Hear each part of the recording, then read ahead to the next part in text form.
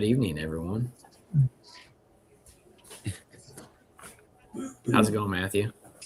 Doing well. How about yourself? Doing good. What's up, Ram Bottom? Huh? Oh, buddy. Oh, just got actually got a chicken pot pie in the Good. oven right now. Oh yeah, buddy. That's what I'm talking about. Let's go over to the oven and check that out. I'm hungry. Yeah, I'm trying to get Todd jealous already. So Oh yeah. I don't know. It's hard to do, really. I bet you he's having tri-tip tonight. Yeah, I wouldn't doubt it. You know, that's his deal. The tri-tip. How are you guys doing? Well, I'm a little bit on the cold side. It's a little bit too cold again today already. I don't know what I'm going to do next week. It's gonna get chilly. They're now talking about 10 or 20 days of this bitter cold stuff. They're forecasting 5 to 8 inches here in the little further south, and then way south they're talking about as much as 4 or 5 inches of ice. Yeah, forget that That would be a mess. catastrophe. That's gonna shut that place down for a month. Well, my wife was asking a while ago what year it was. I think it was 04, 05. We was up here. We was still living in Florida. We was up here. I was up here with my cattle, and we went back. They'd had a nice storm in Tennessee and northern Alabama and down into there, and it was the trees were just completely broke down, But if they'd have that much ice down in that country, and then people not used to it, and they say that it may go down to the lower teens and zero, clear down as far south as Atlanta, and that across through there to Columbus, Georgia, or Columbus, Alabama, or Columbus, Georgia, and almost down there to where Birmingham and that area even, so it's going to be hard on a lot of people if what they're forecasting takes place. Snow's bad, but ice is a catastrophe. You know that. Mm-hmm. Absolutely. Especially if it tears all the lines down, then people's out without power and it gets that cold. Yeah. It'll be, most people, I'm no farmer, I can get out there and cut my tree down and build me a wood fire, but so these folks that live in the city, they don't have any power. What are they going to do? Yeah. There comes a guy that knows what to do. He's Hey, Keith. He's one of them Virginia, Oh Lord, what do I know how to do? North Carolina hill. I'm talking about you. Uh-oh. North Carolina hillbilly. That is me. Low Billy then. But they're talking about up in there this is anybody besides me what this Ryan Hall that's on YouTube. He's got 3 million subscribers, I think. He's a weather guy. He lives in Eastern Kentucky, but he's usually really close on this national forecast. And he's saying that, like right in there north of Charlotte, through that area strip, Keith, he's saying there could be as high as 3 inches of ice. Wow. Okay, that will be a disaster. Yeah, and that was big time disasters. So that was what we was talking on when you talking about. Well, I was talking about when you popped on. Yeah. So I'll take all the credit for insulting you. Yeah, we've gone from I never really heard a real weather person say it, but the apps on the phone had us getting about 20 inches of snow a few days ago. Now it's all the way down to, I don't know, 1.5 to 2 inches of snow and sleet. Yeah. Then probably about that much ice. So it's Holy changed just a little bit. I got all excited, got the scrape bait on the tractor, got everything fixed up. I love playing in the snow, but tractor don't do a whole lot on ice. No, definitely not. Mm-hmm. I might can scrape a little bit of sleet off if it'll stay slushy for just a minute. Yeah. But my problem is if I don't get rid of it, man, it's going to drop down into the single digits, and I'll be stuck with this mess. Oh yeah. On my hilly, shady driveway till on into February sometime. You say you got a blade on your little tractor for your Yeah, little Yeah, I can. Can As you long as turn it'll it stay a around? little bit slushy, I can get rid of part of it. But man, it's still going to quick freeze. I'm gonna have the salt shaker out there. Yeah, because you get the freezing on top of that snow, you'll have a worse mess with the Yeah, you take the snow off and then it, turns to sleet or rain. yeah. You kind of messed up either way because it's going to end up with freezing rain no matter what happens. So it's going to melt it all together into a solid whatever. So Yeah, this Hall was saying he was doubtful that that forecast where they're showing 20 inches up through there to the north of you, up to, of course, towards Maryland and up in through there. He said he didn't think they're going to get that, but said we'd still get the sizable amount of, yeah. So Oh well. Yeah, They might miss it a little bit. They wouldn't have to miss it much for it to change the forecast drastically for some folks. So now, Keith, had you already gotten some snow here earlier this week too, or not? Not. now we've had a few flakes on and off, but it's not. We hadn't had any accumulating snow here though so far this year. We saw a lot more snow coming home from Nobby than we've seen here all year. So I see. yeah, this will be our first batch of winter weather, but we've had it before. we had a pretty beautiful day, a warm day yesterday. Bees was flying big time. I'm glad I did get a few trees cut down a couple 3 weeks ago that were leaning in places I didn't want them to fall. So I'm glad I took care of that. A little bit of ice. Take a tree that's leaning a little bit and put some ice in the top of it. Yeah, boy. It'll bring it down, that's for sure. Oh yeah. Rather to cut it up when it's on your schedule and your time when it's nicer than do it whenever it's full of ice and Oh yeah. frigid cold, right? Yeah, it's nice getting the chainsaw out and cutting through ice before you get to the tree. Mm-hmm. That's all. It's a good day when you're doing that.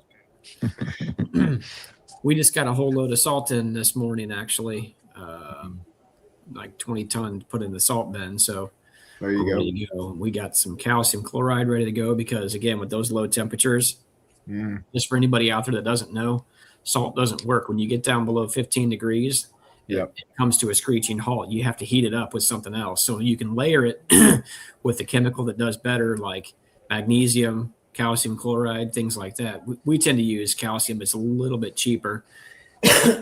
Back probably a decade ago, we used to use a lot of potassium, which was that's even safer than vegetation. But potassium skyrocketed probably 10 or 12 years ago, and everybody switched over to calcium. That'll burn plants and vegetation, but it'll melt down to negative 20. Yep. Yeah, I used to spend a whole lot of money on snow removal at some of the buildings I looked after. Mm-hmm. We had some tough winters back in the 2014, 15, 16, around in that area. A lot of ice. I ended up having to spend the weekend at one facility to keep the data center going because all the power was out in the whole city. We had one big, I forgot what that thing was, a several megawatt generator to run the data center, but I had to keep it fueled.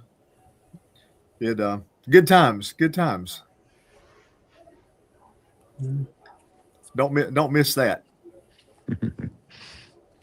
Yeah, it's generally our biggest part of winter right now is about the next month stretch, wouldn't you say, Tom? VW? Oh, yeah. At least here. We'll get those fluctuations, up and down. Like yesterday was in the 40s, bees were flying, and they stopped flying today about, 2 o'clock or so. They were all heading back in. Yeah, JW, you said it was cold. Now, did it not hit about 40 degrees in your area? I got 28 right now. I'm talking at the peak today. No, I never did get above about 33, 34 out here. Wind was going pretty good. It was cold. Wow. No, it hit 40 degrees here today. Sun was shining, very little wind, hardly anything at all. I was out using oxalic acid, treating a couple of bee yards today. Threw a little bit of fondant on a couple of colonies. of the ones that I went through, I think I had 3 dead outs. So no, 4. So I have a total of, from the beginning of winter till now, I have a total of 4 dead outs, or 6 total.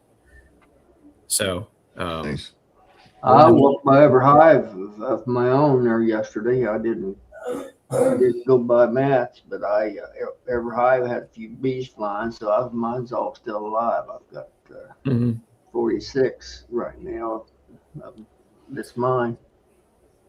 Well, I made sure they were all still alive. I went through every colony and took every frame out of the box, set them all on the ground, and then once I got the entire yard of 100, and I had 1,000 frames sitting out there, I put them all back in. So hopefully, I put the queens in the right spot. He'll lie about anything just to hear his mouth chatter. I didn't dare to. I'm not breaking mine open. I'm not going to break that propolis seal with her in the next day or two. It's supposed to be start getting cold in our area tomorrow already. Yeah. The next few days are going to be tough. I mean, we rarely go into the single digits around here, but I think Tuesday night is supposed to be around 7 or 8. So that's kind of odd for us. Thankfully, it don't stay that cold, but it still stays down in the teens at night, which, as long as it'll get up we rarely stay below freezing during the day very many days in a row. Yeah. Yeah, several weeks of inside time for our bees is probably about as long as it gets, don't you think? Maybe it pushes a month if we were to have extreme weather, but Yeah. definitely 2 to 3 weeks probably average the worst case is what we're That's seeing typically here. what I say. I usually will just a broad statement say typically about every 2 weeks or so, bees are back out flying again. Sometimes that runs a little bit longer, like Matt said, 3 weeks, whatever. Yeah. I mean, last year we had a pretty harsh winter. We had, as soon as we got back from Nobby, I mean, literally as soon as we got back, we got all that snow and ice and mostly snow, but that cold temps locked down for a good 3 weeks, and then we had a short little warm up spell for lasted a few days and went right back down into the bitter cold, freezer for most of the month of February before it ever popped back up. So I don't know. Maybe we're paying the price for having 2 weeks of basically springtime weather in December, and then the first, week and a half ish or week or so of January was extremely warm too, unseasonably warm. So yeah, this is going to put a whipping on. I know we had a lot of folks down in South Carolina on the chat, and some folks down further south. Might not affect them quite as bad, but folks in South Carolina that had stuff blooming, I'm sure that's fixing to get hammered. So hopefully they got some good secondary blooms that'll pop out and help them out. But I hadn't really seen anything pop around here. The red leaf maples, they got buds on them, but they hadn't done anything, so they'll be fine.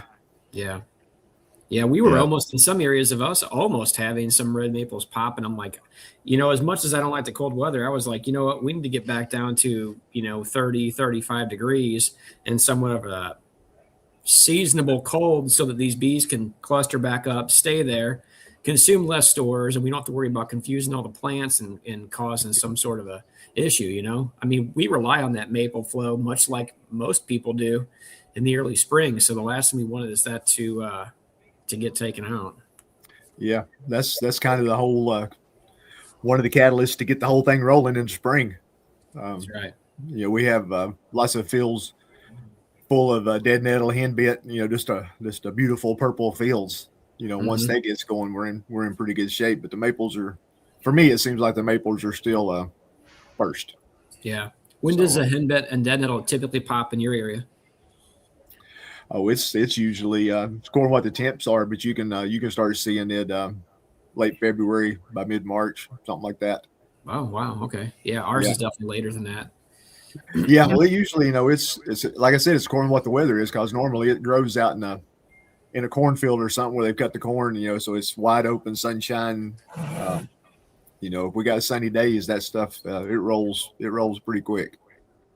Speaking of wide open, I didn't know what fields the dead nettle and henbit looked like until I went out to JW's farm. All those rolling soybean fields and boy, it's just fields of purple and pink. Oh, yeah. You know, It's it's just beautiful. rolling. You Unbelievable. know, the bees see that and just go, "Oh boy, Yep. let's It- roll." you know, yep. Heavy forage for them for that time. I feel like Yeah. they build up a little bit. I don't know if they get nectar off of it, but they sure seem to build off it. Yeah. Yeah, I'm not sure about the nectar. I'm sure they get some pollen to help get them kick started, get some Mhm. brood rolling. I might have a picture or two here. I can get it blown up. Hey Matt, when was that when we went over to JW's place? That had to have been at the very tail end of March when that started to bloom, if I remember right. Yeah, I want to almost say maybe earlier March, but I'm not mistaken. I don't know. I have It a may have been, picture. it may have been towards the end, but I thought I was looking through my pictures, and I know it was in March at some point. Yeah, But I it know. was I it have a- was still cold. I mean, you had to have the Sure. hood up on your sweatshirt at times with Yeah. the wind. Yeah, I'm trying to think about that because I had a few pictures of us out there, and it's you and I working and JW standing there. You know, pretty typical when we go out there. You know, it's us, you and I working, and he's standing around. Or Hey, actually, he's usually running around trying to fetch stuff. yeah, but he's the can't go captain. fast enough. Hey, he says jump, and I jump. You know what I mean? He carries a revolver in the mobile. You know that, right? Oh yeah, just got to run zigzag on him. Yeah, there you go. I was trying to find that picture to see if I could come up with that and figure out when the date was. Yeah, it was definitely blooming when we were out there. But that's like what Keith's not used to. That's flat land as far as I'm concerned. Not that I have mountains or anything, but I don't know. We're probably we're under 1,000 foot probably, but pretty close to it. But hills and swales, a lot of hollers, so to speak, up and down. So that's pretty wide open country out there in parts. It's pretty impressive in a lot of ways. That's just because them hills all stacked up from that pollution stuff from the city. All them foot cars all on the hill up there. Yeah. 1,000 foot of crap from downtown St. No, Louis. we're 40 minutes south, but lots of rock. We have a good crop of rock out there. Ricky might have fun getting back home. Is he supposed to come back in Monday? I don't remember. I was trying to recall when that was. He was coming back, and I don't. So Did they fly down or drive down or? I thought they flew, but I could be wrong. Okay. Either way, he'll probably have an adventure getting up on the mountain. I would say so. He's got a little bit of an elevation. Okay, here we go. Matt, March the 23rd, wasn't it? Or thereabouts. March 3rd. March 3rd. Yeah, I thought it was earlier. This is the picture right here. Let's see if I can get it where it's not overexposing. I don't know if it show up here. I've got one here too. I took it March the 23rd last year. There's one. Maybe even year before. I don't know. Okay, good show. Let's try to show this picture. Send it to Messenger. Okay. Here, I'll send it a few. Yeah, it was chilly. I don't usually work bees with a hooded sweatshirt on much, but I did today and yesterday for sure. Matter of fact, they were, when you're working bees in the cold, they'll fly up on the back of your veil, up on your, on your back even. But when I went to turn around, those bees were just falling off. It had gotten to be about, 38, 39 degrees. And unfortunately I even tried to blow on a couple of them, but there's no resuscitation. They were froze up. So Yeah. it happens quick, Mark Miller and I were just talking this evening, go figure. And he had mentioned about what temperature he figures is too low to move bees. And we were just kind of talking about it, and we were kind of thinking about 40 degrees would be about the cutoff, just in case they shook off the cluster on the bottom board and couldn't get their way back up due to the cold. Mm-hmm. But I don't know, who would know that other than commercial guys and what they do. But you wouldn't want to shake them off, and them not have the ability to get back up. What we were talking about. Yeah. For Picture of Yeah, if I remember right, this picture here, Matt, let me think. It actually probably shows me what the temperature was. I'll pull the details. No, it doesn't. Doesn't say. You notice that JW and I are the ones working there. Well, I was just thinking the same thing. People that don't know you dirty side guys. You see who's got all the. Tom got his selfie stick out. There's always got to be a boss, and guess who that is? Yeah, here's Matt. This is his first time holding a B frame. He was a little timid and scared. It is. It's actually the third time. I dropped it 2 other times, and then that's what it looks like. But see how I don't know if that's the front or back, but it seems like from what I've noticed on fondant changes, they're constantly eating that front out before they get to the back. They don't really touch the back bags. Maybe 1/4 and 3/4 of the throttle is all concentrated up on the front. Maybe, I don't know, it's cooler or warmer. Here's the princess. It look like she's got a little bit. I don't know if anybody can see it right here. She's got bands on her, some lighter and some darker ones. Mm-hmm. That's the Irwin Mutts. Let's see. Let me get this thing off of here now. That's all right. I really mutts when I'm mad at them. Stop sharing. There we go. Uh-oh. There's Matt's better half. The boss is home. Hello. Boss is home. She didn't get you tuned up, buddy. That's Miss Green Card. Yes, it is. That's you're actually lucky that I have my earbud in. Amigre. Oh boy.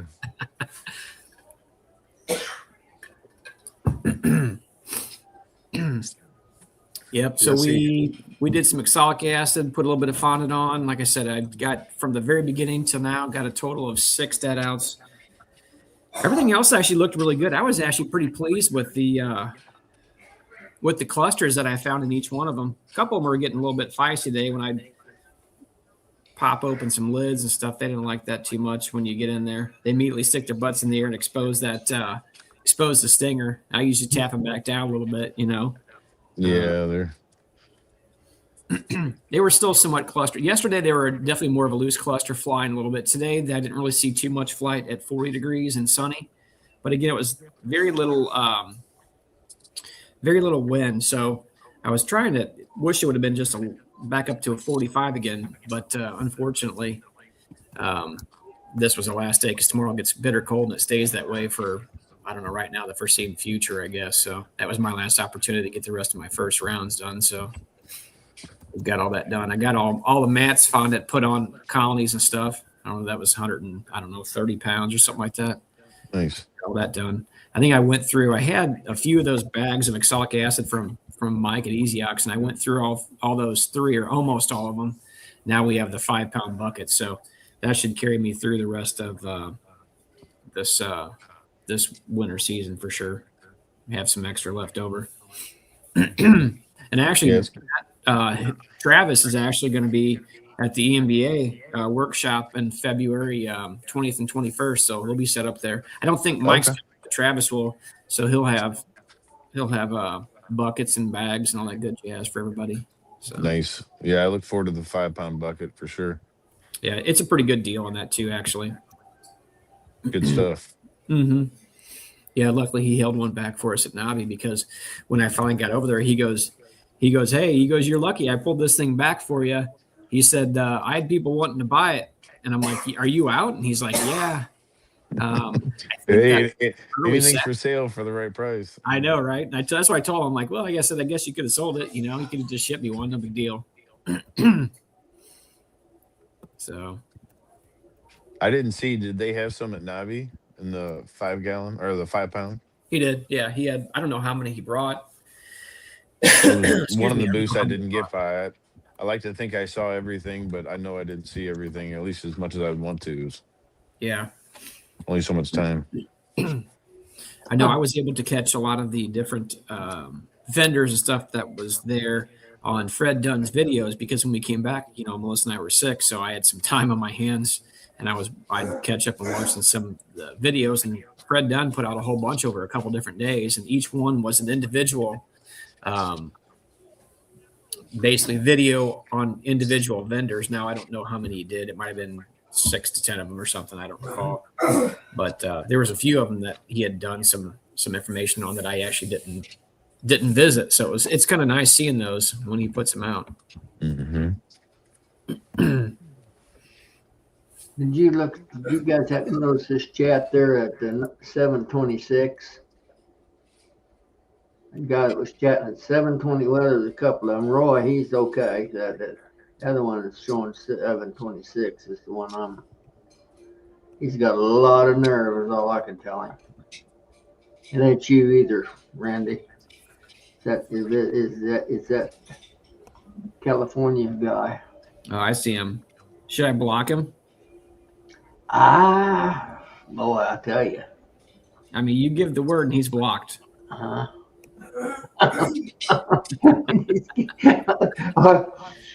you don't tempt me. That's your buddy. Yeah, actually, being on my phone, I can't even see the chat. So That's how I'm gonna start calling him old Stinky. That's Prater. Prater dropped a comment there, says, "Hey JW, I might need you as a backup ride from the airport next month in St. Louis." Sounds like he's trying to play you and JW, Matt. no, he was asking because of getting the tickets for the Friday workshop, and then he actually just texted about the timing of it, and I was going to check. I think my last question to him was what time it got over, but I think it's after that. He gets in at 3:30, I believe. Yeah, I think that's what he texted me tonight. So he gets in at 3:30. I don't think it ends until 5. Here, I can tell you in a second. Hold on. Well, I wouldn't do that to you. You're one of them guys over here on the clean side. It's them Westerners that I have a problem with. Get there. The only guy I know maybe this west of the Mississippi might be Minnesota Mike and Northern Russell up there. I can stand them, but the rest of that much in the west, they're marching on my world. So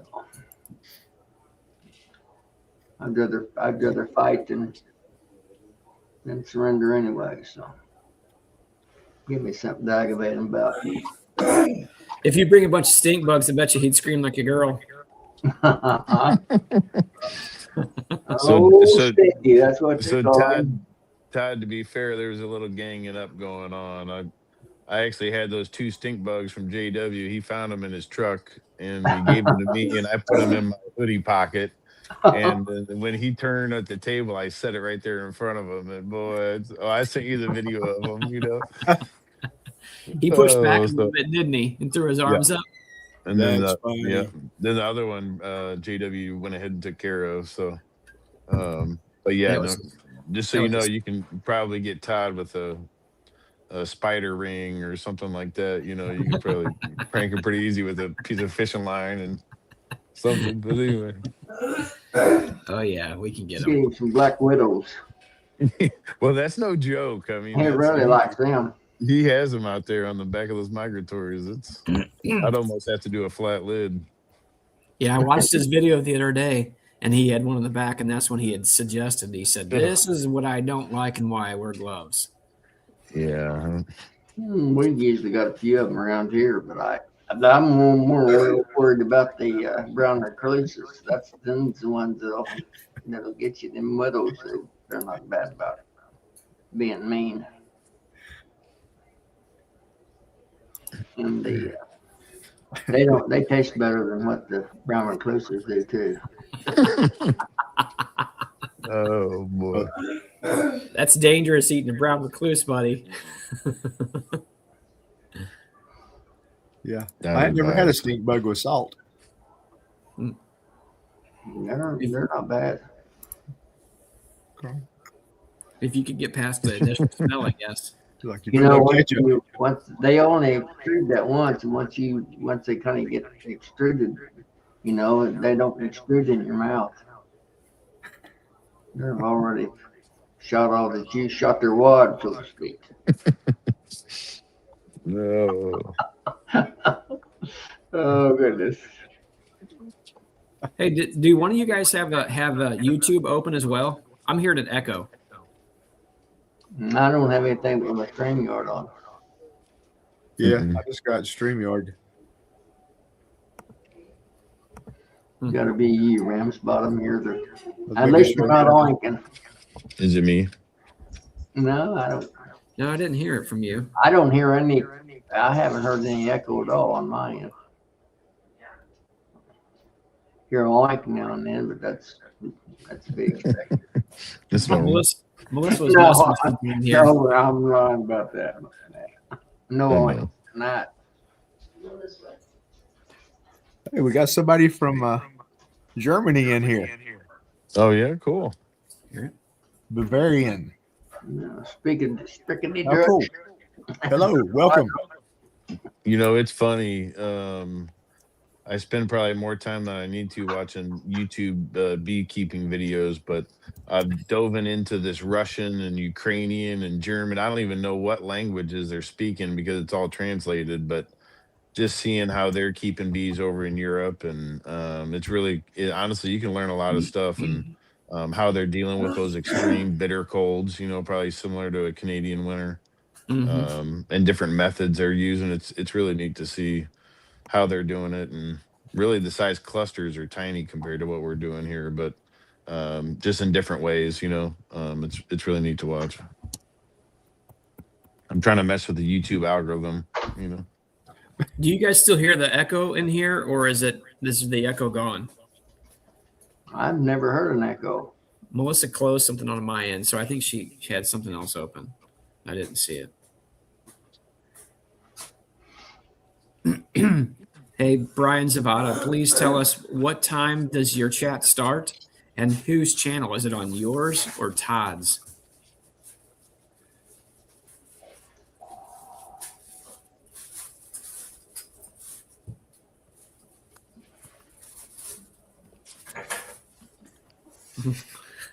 Yeah, I'm sure.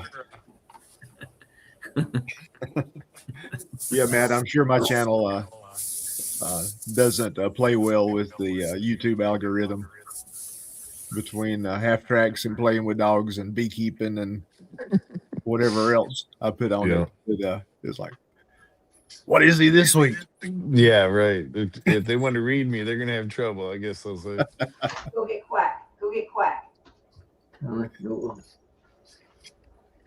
gonna shut off my boss. Go get Quack. She's calling her my dog. She's the boss. She can do that. Okay, now they're saying I'm echoing. Okay, I hear it again. Hello, hello, hello. How can I echo? I've only got one thing open. I don't know. That's weird. It's the first time I'm not the audio disaster. I cut out on Brian's the CSBA. Lost signal right there at the end, which was We an thought awesome you just thing, did you know, the. We thought you just did the JW Irish goodbye. I yeah. was like, man, that's kind of rude. He was the Yeah. he was the presenter.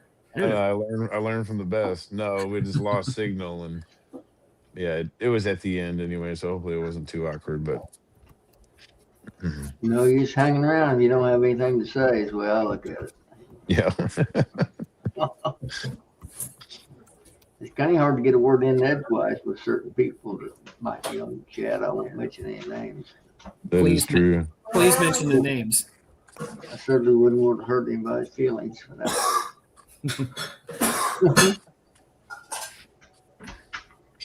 Brian, I'm sorry, I must have missed your last question. Yeah, I think Oh. you did too, I Brian. see. I think he was making a comment, the last question, in regards to his chat last night, not now. Yeah, Philip, I'm hearing the same thing too. I'm not really sure where it's coming from, actually. Well, I'm not. I don't know. JW, are Well- you sure you don't have two things open? I got What was my mouth Brian- open. That's the other, and I got StreamYard and my mouth. The only two things that's open on my end. Well, there's where the problem's coming in at. What was Brian's question? I didn't see it. Oh,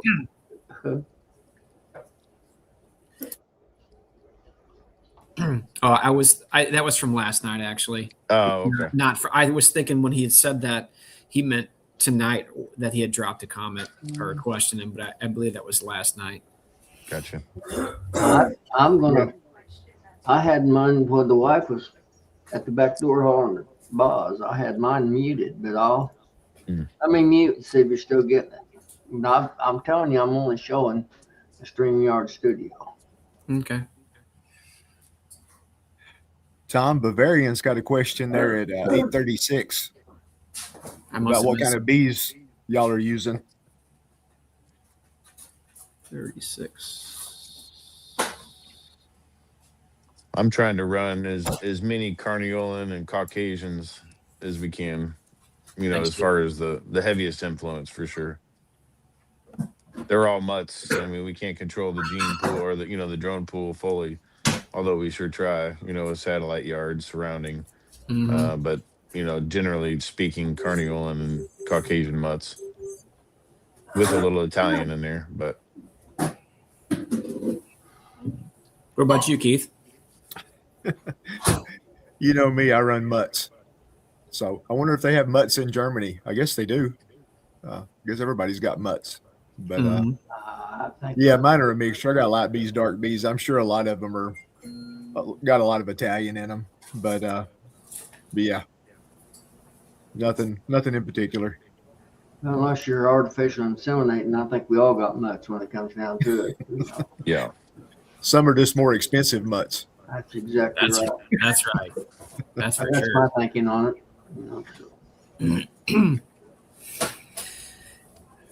Well, I would say most of what I have in mind is mostly Italian influence, but the last few years we started introducing a Carniolan cross, and some of those were originally breeders that came out of the USDA lab. But again, I'm sure there's a lot of watered down genetics and some of that stuff too. Yeah, it seems to be, at least from my minimal years experience, let's call it. I'm still convinced, or at least right now, the best queens are the ones you can raise yourself, if at all possible. But I have brought in, a few of those Caucasian and Carniolan traits, so mated queens serve their role too. I just don't like to be, anyway, I don't like to be dependent on anything like that. But I don't have to.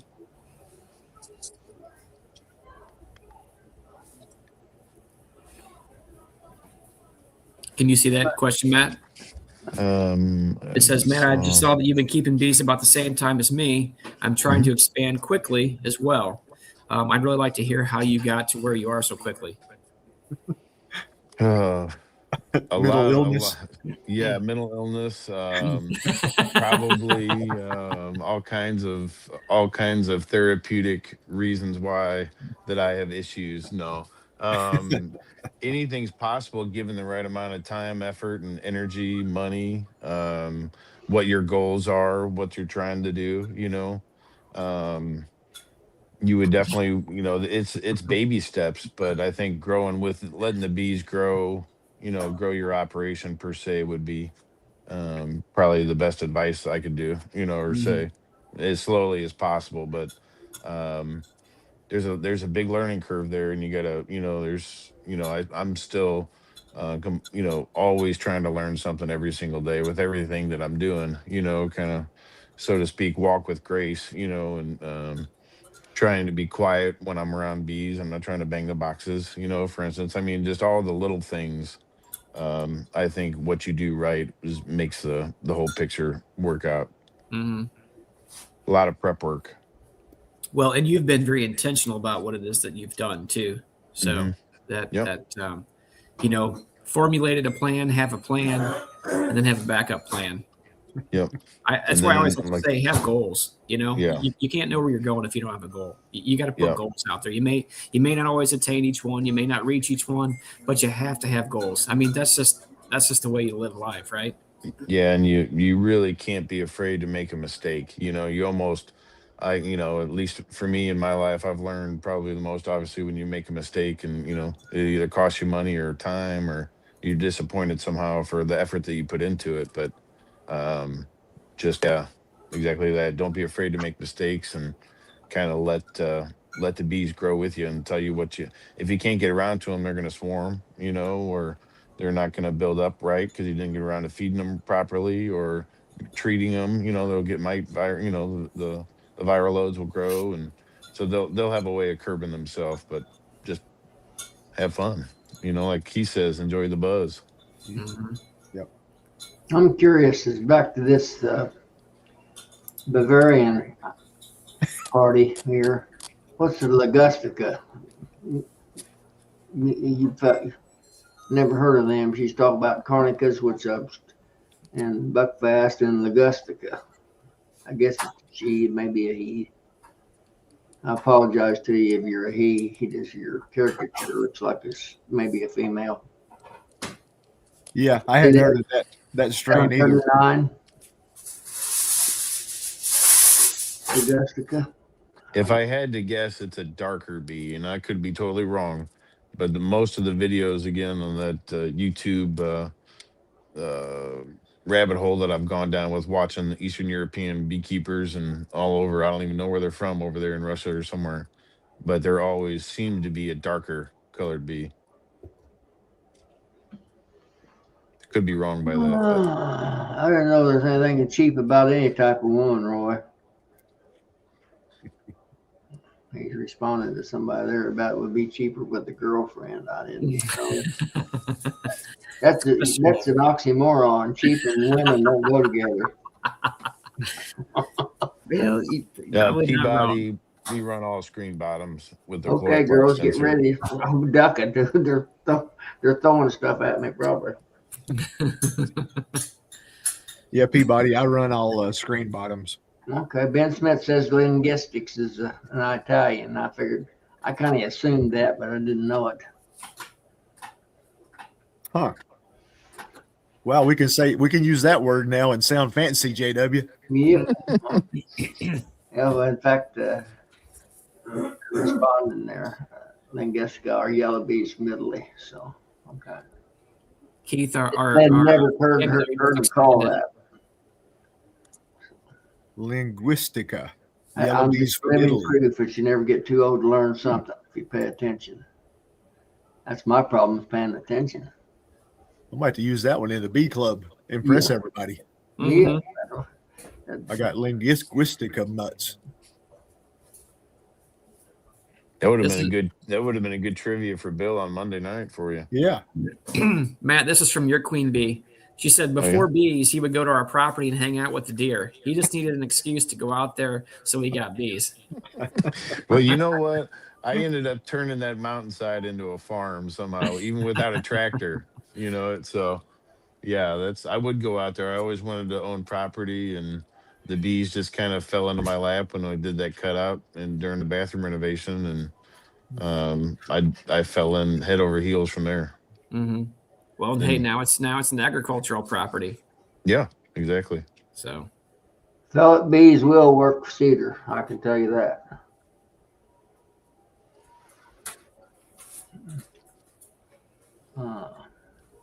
JW, did you answer the question about who runs screens and bottoms? I didn't see it. Peabody, Ryan at Peabody. Ryan, right here. Active, solid their screen. I run both, but I'm gonna do away with the screens if I live to be an old man. And tell us why is that? I'll tell you why? Because I like them better. You're wrong. Move on ahead. Get him, JW. Hey, Matt, I've got my finger on the remove button. With Hey. space in the middle of it. You're, He gets you're- mouthy. Pow! you're- He's out.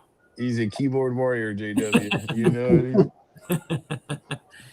I mean? I don't attempt to tell other people, how to keep their bees. But I can't honestly tell enough difference to make it worth the effort. I make about all my own equipment, and the hardware cloth for those screen bottom boards is not worth the effort to me. Mm-hmm. Is one of the main reasons I can't afford the bees. If you put core foam underneath the bottom boards in the wintertime, I can't tell a nickel's worth of difference in the production or my livability in the bees, where one does better in the cold weather. We're semi-cold. We have our problem is in this area, which everybody that knows me knows that the temperature's being 60 one day and 20 the next is a big problem here for bees. Yeah. Mm-hmm. Yep. I agree with that 100%. Yeah. Most of what we've had actually is screen bottoms from the beginning. And then I had an opportunity pop up. We ended up getting 40 or 50 solids. Now I'll tell you the one thing I did do with the solids is I took a half-inch hole and I popped 2 half-inch holes in the very back corners. And I did that just so that any moisture that could potentially blow in there. Now, typically when we set up our stands, I take and break the level forward just a little bit where the front just sits slightly lower. In case any water got in there, it would drain back out. It doesn't come back. And I will say that has helped with that. I would say, in my opinion, I think that typically screen bottoms don't last as long as a solid bottom, and they're a little bit more difficult to build. It seems like there's smaller pieces of wood to build a screen bottom board. And like JW said, you need the screen and you need some sort of an insert. Well, you don't need. Typically, you'll have some sort of insert like a chloroplast or something like that. No, there's people that absolutely against that. They say leave them open year round, even in cold weather areas. But that's a point of discussion. But I haven't found it. Interestingly enough, I actually have a bunch of mine screen bottoms that are just wide open right now, and I half the time don't put the entrances or the bottom boards back in there. Now you're also wasting the oxalic acid there too, so. There's probably a bit of a downfall there when it comes to that. They're not going to seal up as well, too. And I'm just going to be honest with you. I don't bother stuffing rags all in every nook and cranny. No, I don't either. I don't have that kind of time. I'm sure I'm getting some oxalic acid leaking out, and that it is what it is. So I would say there's pros and cons to all, but, really, it might have a lot to do, particularly with your climate. If you lived in an area that was really hot all the time, I don't know.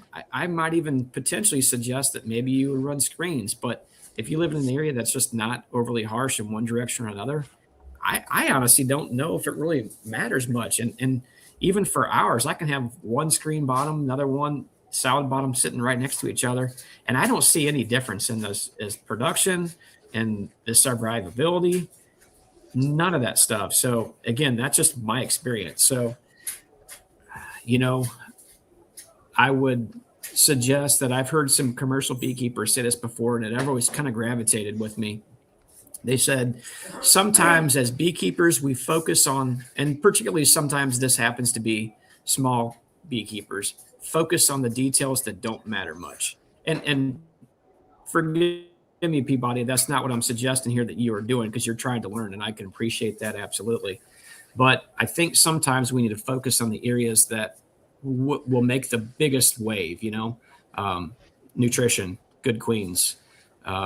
If you're a person that treats, great. If you're a person that doesn't treat, do some sort of IPM. It could just be a mechanical one urea, do brood breaks or something like that.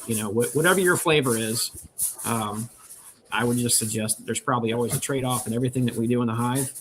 And sometimes it'll have an effect in one area and maybe not a big one in another area. So, I think that the IPM, like you mentioned, was that's one of the advantages of a screen bottom. Obviously, you can read that insert, and with a solid, you can't do that as well, or unless you're doing some sort of sticky board like Ian uses or what have you. Just a little bit more effort, versus just sliding some in and out from the back. And I think someone scaling up, or really of any scale, would really just need to consider what they would want to either repair or what functions best for their operation and what they're trying to do. Like everyone's saying, I don't think the bees mind one bit. Some of our stronger hives right now are probably got a chloroplast that's mostly in, but not all the way. You know, or it might be cracked on the bottom a little bit, somewhat, but it's got an insert in there somewhat. So I don't Sure. know.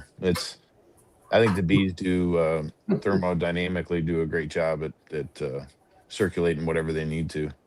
Yeah. You got a couple out here, Matt, that So do you see the When reason it that I blows put the hard, hole it through broke the the back chloroplast of out the of the bottom was of it. in case? I'm sorry. I said Say you again. got a couple out here, Matt, that the wind blows hard, that it blows the chloroplast out of them. Oh, no kidding. I put it back in, stuck a couple pieces of that infamous Gorilla tape on them. Gotcha. Yeah, that's. I was Oh. wondering about that, but yeah, the wind comes just right. I guess it could blow Yeah. chloroplast out. Mine's all pretty. I think personally, but people, I think it's a matter of personal choice. They each got their negatives and their positives, and so far as I'm concerned, it's a matter of personal choice as to which ones you like the best. Personally, I prefer the solid bottom boards just due to convenience, and like I said, I make my own. It takes me a lot less time to make the solids than it does the screen ones. So, Yeah. but I also tell these guys, and I think both these dirty side guys that surround me a little bit, I said, "Oh, you folks take this beekeeping too serious." That's what I tell Matthew and Tom both. They're both Hey, I'm not running for senator, you know, but I do really just enjoy so much about the bees and really just kind of their example, really just and how they work. You know, it's just mesmerizing in a lot of ways. And then the people, you throw the people factor. JW, I met you in Nobby last year. You know, so the Poor rest guy. is the rest is history from there. Poor fella. I feel sorry for you, Matthew. Yeah. That was the first time I got a hug. He's been tormenting you ever since. Yeah. Only if I can bump a hive or something when he's right in the middle of them. And He likes to do a little bunny kick on the side of the hive every now and then. Well, I think it's really fun whenever JW is running and grabbing things as we're going through hives. He takes off his thing and comes back in there. We got them bees all bent out of shape, and then they start chasing down. And he's flicking them off his ear and getting one inside of his ear, and then he's over there yelling at us, telling us that we're making his bees mad. That's my favorite part of it.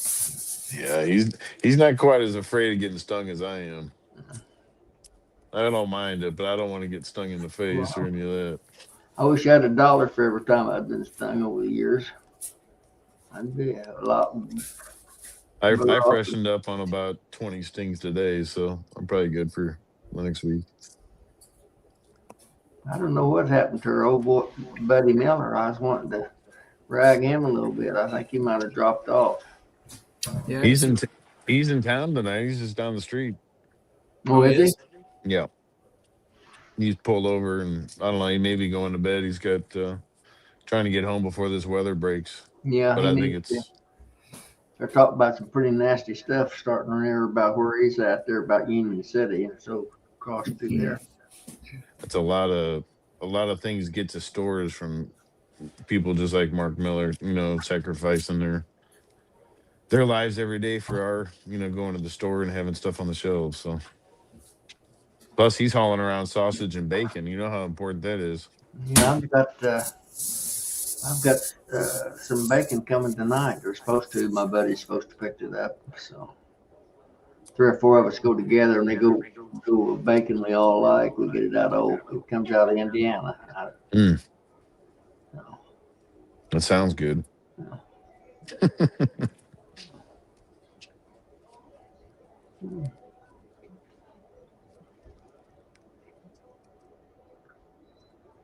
Yeah, it won't be long. And you know, we're cold now, but before too long, it's going to be ripping and roaring. You know, we'll be hard at it. I feel like the extended forecast, at least here in eastern Missouri, is going to warm up kind of the end of February, maybe a little bit at least. Red maples here bloomed about the first week of February last year, at least in town. It's about a week ahead of let's call them in the hills, but it's not going to be too far off. No, if the weather will cooperate around here, everything rolls pretty quick. You know, once it stays warm, which it did last year. We had a couple of once a few things bloomed, we had a couple of times that it got below freezing, but it never hurt the blooms. So we rolled. You know, I had Lord, I had some supers on middle of March. So it What made was that that? pour off. What were you catching in the middle of March down there? That was You the think? early stuff, the maple, the henbit, the dead nettle. Wow, gotcha. You know, all of the early stuff before the tulip poplars. See, we Built don't, the or scope. at least here, I haven't ever supered up before. Probably, I don't know, maybe May 1st, which would be for the black locust. So I'm missing any of that henbit or dead nettle or dandelion or any of that early stuff. We're definitely missing, or I'm missing. It's just going into the brood nest and making splits, I guess. But we're splitting about the 1st of April, I guess, around here at Yeah. least. Target date. Yeah, I like to catch the early stuff because that honey is just a little bit lighter than my normal honey, so I can't have something a little bit different to offer my customers. But Yeah. I don't really see the downside to supering up early.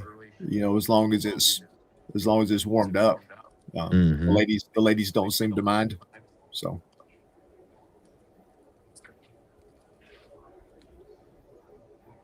I need to try that. I bet the honey tastes good. We have quite the red bud bloom here. Oh yeah, About mid March or so, somewhere around there. It'll go maybe 1st of April, right Yeah. before the dogwoods. But that yeah, red bud seems the to. bees love the red buds. All depends on the rain and the torrential, black locust rains 1st of May, type thing. It always seems to rain at the wrong time, right when something just blooming. No, just perfect, That's beekeeping, huh?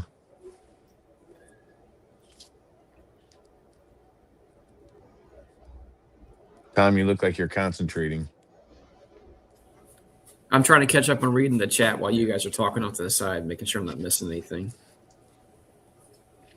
Yeah, Todd had some crazy pollen coming in a couple weeks ago. Yeah, in his last video he did, which was, I don't know, maybe a few days ago or over the weekend. I don't recall exactly, but I noticed all his grass is pretty green, it looks like. So Yeah, that's springtime green around here. I haven't seen that color. Well, DC's videos, he'll have really, really lush green grass, probably from all that moisture too, but rainforest. But yeah, that's a color we don't see around here until probably mid-March. City. Hey, Bluff City. Haven't seen you for a while. That's true.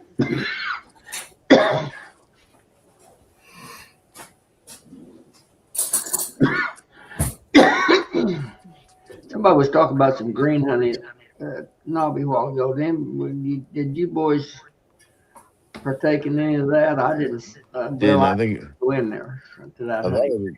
maybe I heard it was swamp honey, but I may be mistaken. yeah, You know, you're right. Produced somewhere in the lowland, swampy.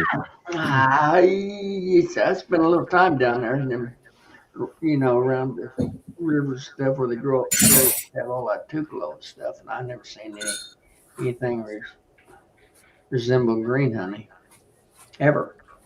Mm-hmm. That's immaterial.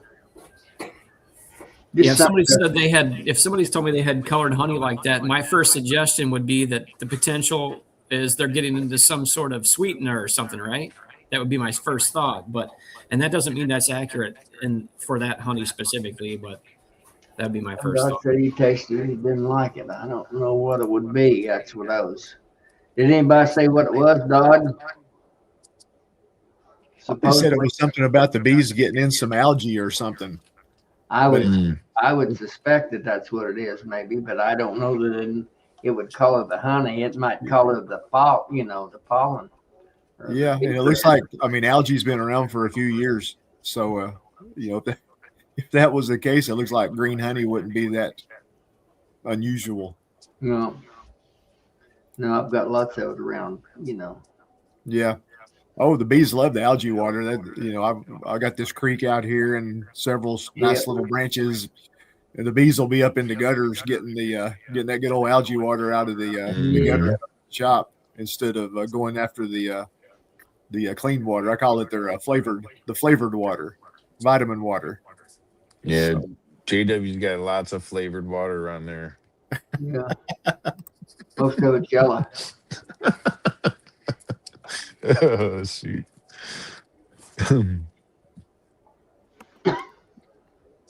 Okay, red maple start here in Georgia, Florida line end of December. Okay. That was, Wow. I've got some. Well, you had some that was close, but they're going to get Mhm. pretty good. Yeah, just on the amount of warmer days we were having, I almost wonder if we didn't have some silver maple blooming already, possibly, and I just, obviously just missed it. But yeah, that red maple in the front yard was just at the lower fringes, just flowering out, and it's already, burnt on those buds that opened. So I'm going to suggest that the red will be for the maple about all the time, Matt. you think the red's before the silver? I do. Okay.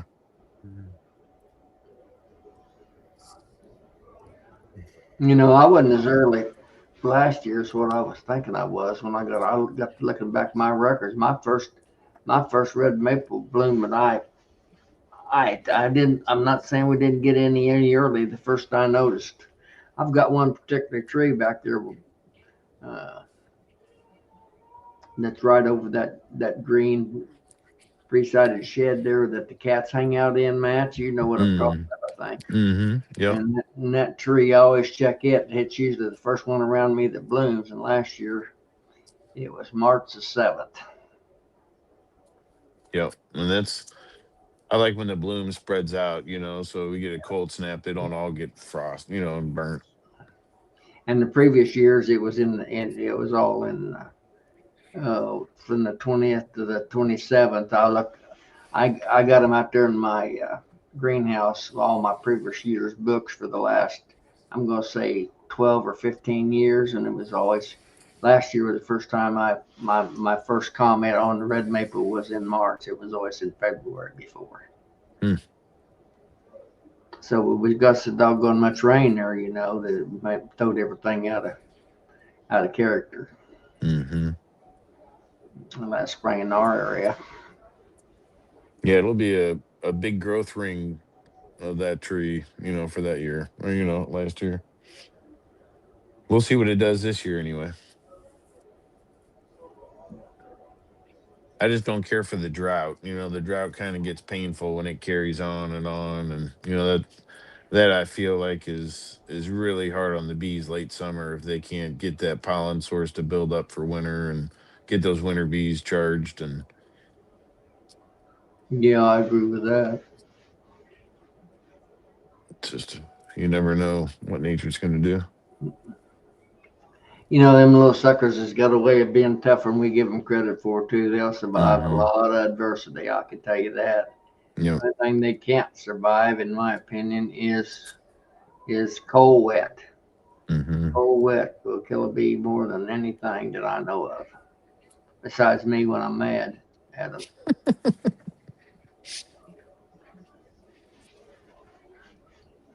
And I can get a little irate with them sometimes. I knew he had a dark side picking on the underdog. No. I was laughing. I was looking on Facebook, and people are posting where they can find where you can find milk at, because the grocery stores are out. Mm-hmm. Oh, there's always a run on groceries whenever it does any kind of weather around here. Bread, milk. Oh yeah, okay. People's posting their out of milk up every place already. Yeah, they're posting where they can find these little spots at some Dollar Generals and different places that still has it. Mm-hmm. Yeah, I don't know about the bread and milk. I'm usually going for the Doritos and the Mountain Dew. I was gonna say I don't hardly drink milk whenever it's in stock, just the normal. I mean, I'm not really a milk guy. There's times when milk serves its place. I like milk myself, but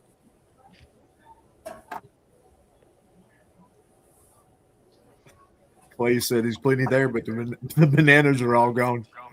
Okay. and dairy is one of those things that's closely monitored. You know, I know they had trouble even getting creamer for the expo. Too many people buying, or too large of a quantity. Yeah. They have the same oversight with sugar, and it's just a constant battle. Everyone faces, trying to get it for the cheapest. Hey, Brian. What's up, Brian? Hey, Brian. I got something for JW. Uh-oh. I don't want your dirty underwear, Brian. I knew it was a stink bug. He's got it in a little SD card case. Yep. That's the Stick it to electronic him. one. Hey, Hey, Brian, I'm you glad can. you're on here, Brian. I don't think you got mine. I would like to have your phone number, please, if you don't care. You don't have to do it publicly, but I'll take you down the road here. Brian, If when we you know said how to, you probably know how to pirate our private chat on this thing. Maybe you can put it on there even. Yeah, I threw it in the private chat. Yeah, do that if I may have it, please. If you needed my number, you should have just pinged. Well, Tom has it. I just sent it to him as Yeah, well. but I don't like him. I don't hardly ever speak to him unless it's. Greg has it. I appreciate it. Thank you very much. I'll get you in there. Okay. Hey, Brian, if I need something to do with your guys' chat, your and Greg's chat, I just message you. I don't message Greg. I can't hardly get an answer back from Greg. Anytime I message him, I get nothing. I get the same. He's a man of few words. Yeah. I'll message Keith, I don't him. think so. I'll message him, and 2 days later, I'll get a response. Yeah. So he's just too busy. He Bruce and I, the three of us, we have a group text going. Mm-hmm. 90% of the time, it's Bruce and I that are going back and forth. Greg's got to look at it sometimes and be like, "There's 50 texts on here." Oh yeah. That's right. That sounds familiar, Tom. Yeah. I know. Matt and I'll be texting back and forth, and JW gets on later and be like, "What are you two going at in here? I'm trying to get something done, and you all are over here texting back and forth." Bunch of teenage girls, you're waking me up. Yeah. Well, my wife says at times your phone sounds like jingle bells, and then you got texting back and forth. What's going on? I said, well, they're just kids. You got to open them. They're hooligans. Yeah.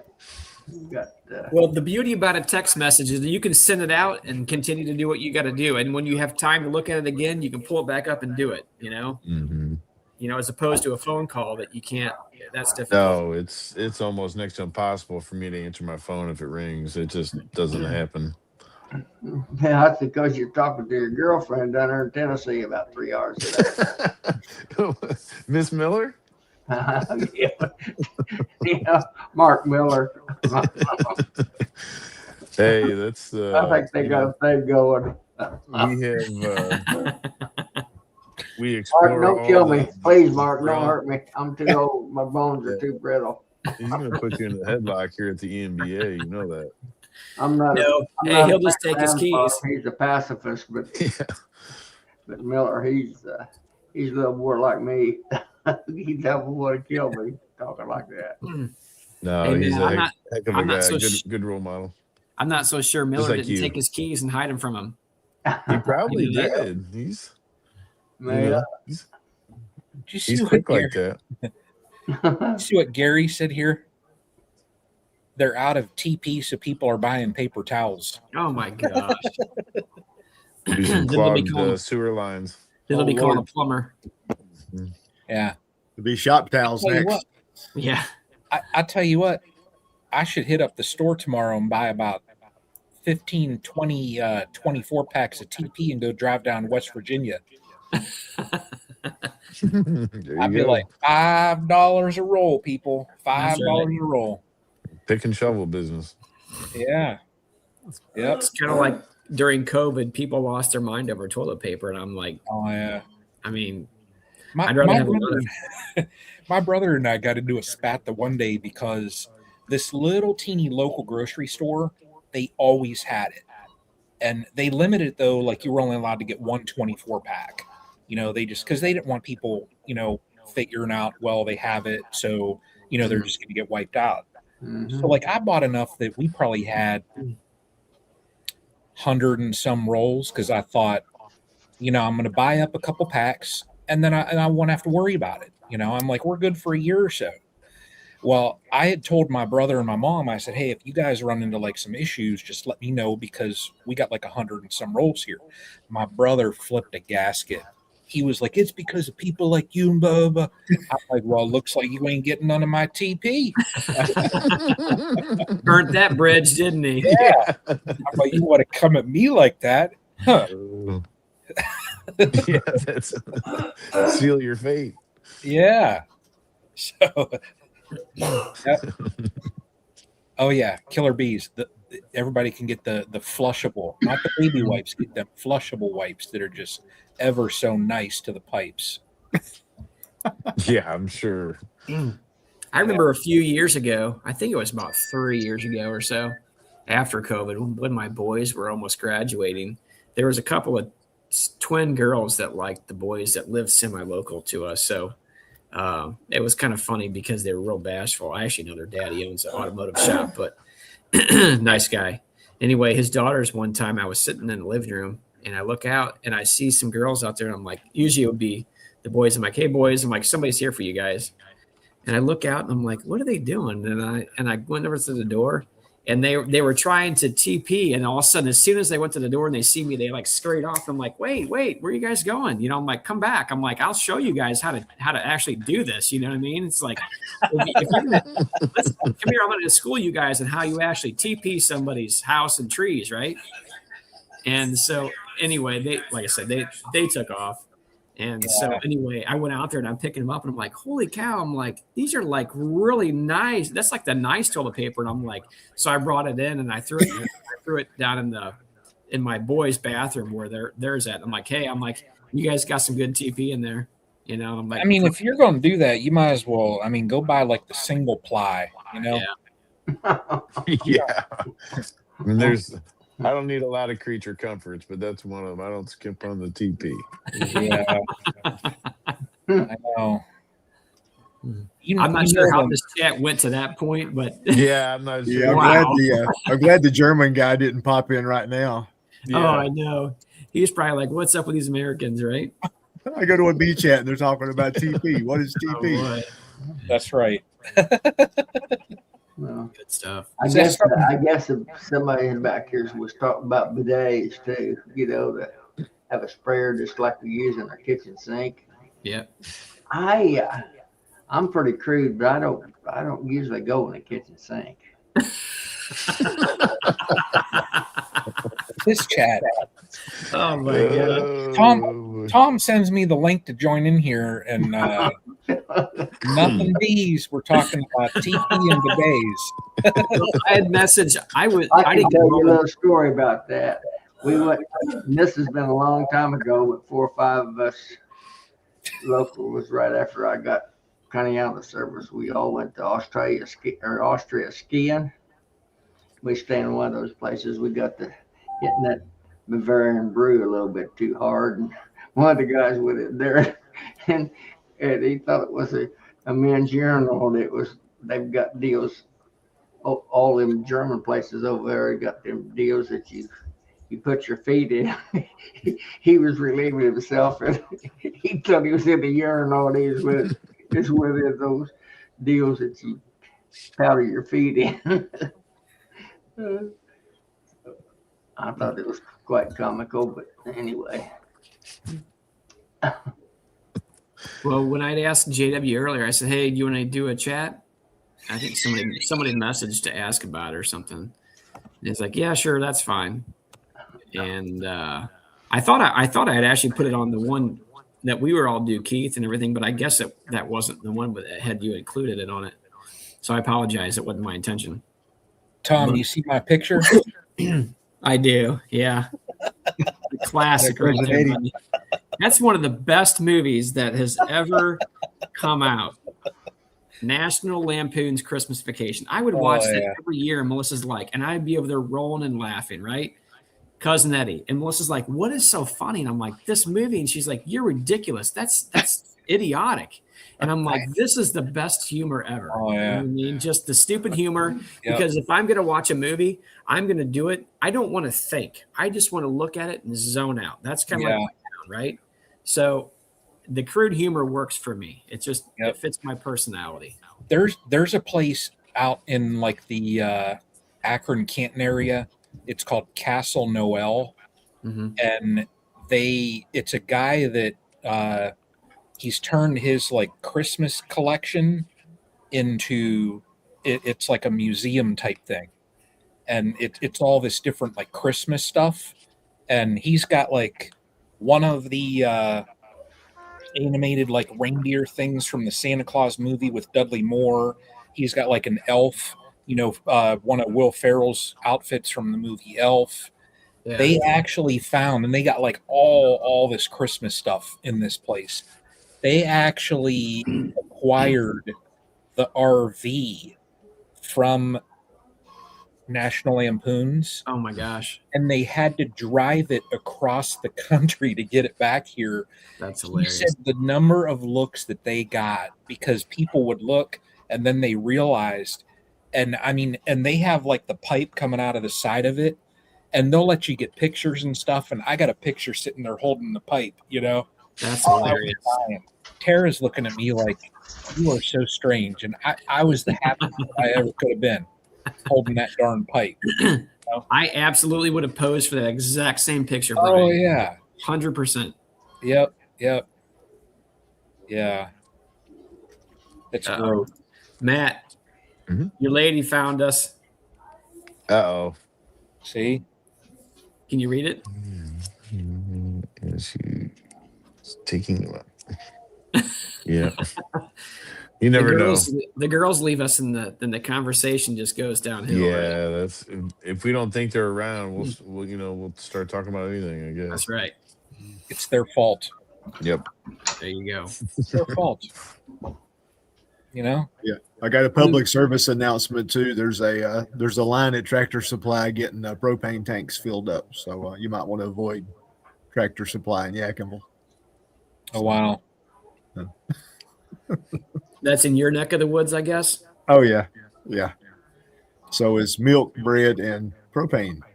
Mhm. Yeah. I'd rather have the propane. You can keep the milk. If you were to pick 3 out of that category, what's your 3 picks? Okay.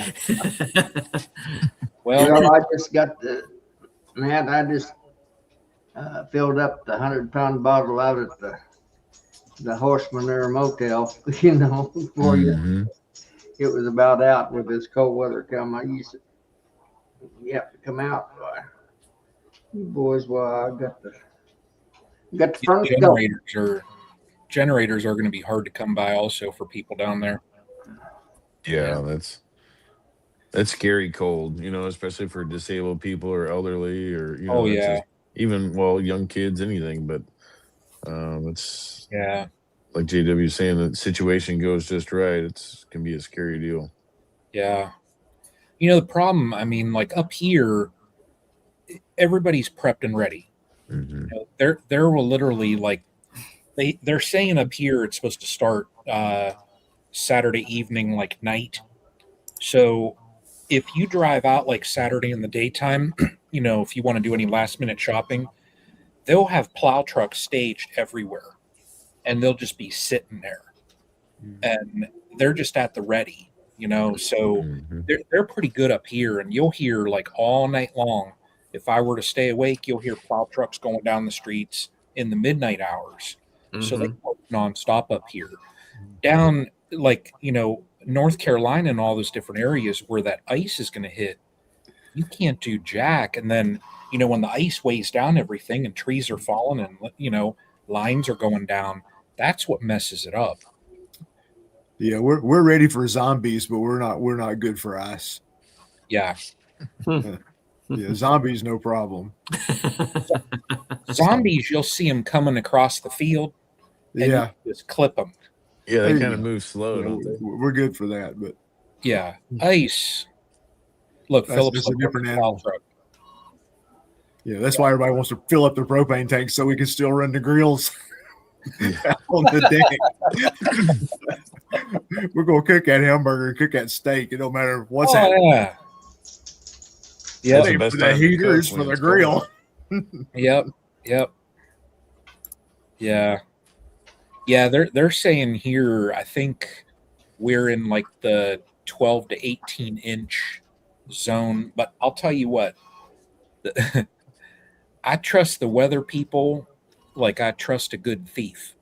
Mm-hmm. You know, they'll say we're going to get 12 to 18 and we'll get like 5 inches.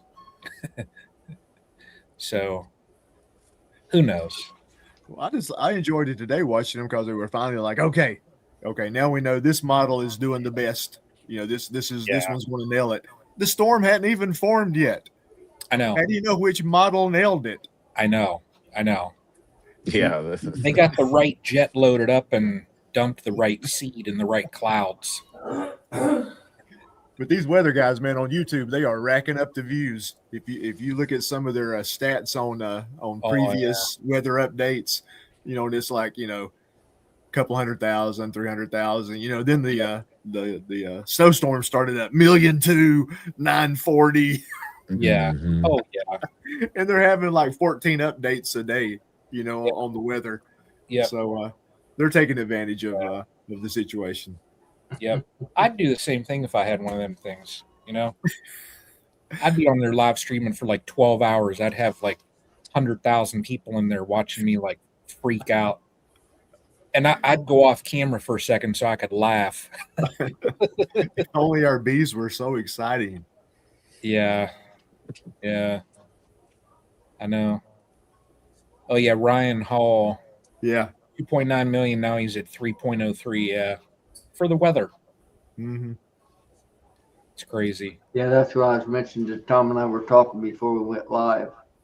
You know about him. I was trying. Tom wasn't privy to his, but he's got millions of followers. You know, just putting out a weather. But he's pretty good at it. He'll be about as close as any of them for a national, in my opinion. You know? Yeah. We got one young fella. He's out of Charlotte that I found. I can't remember his name, but he looks like he could be Grayson's brother. Oh, wow. He's a young kid. Gosh, well, everybody looks young to me, but it looks like he's in his Well, early. thank you. You too, JW. But, even his mannerisms are like Grayson's. It's pretty funny. Well, I'll Like tell you Grayson, the that, weather guy, his alter ego. On double. that gentleman from up there in British Columbia, he sounds exactly like Ian Stepler to me on these when he comes on these chats. McBilly or something, ain't that his name? Norman, I think.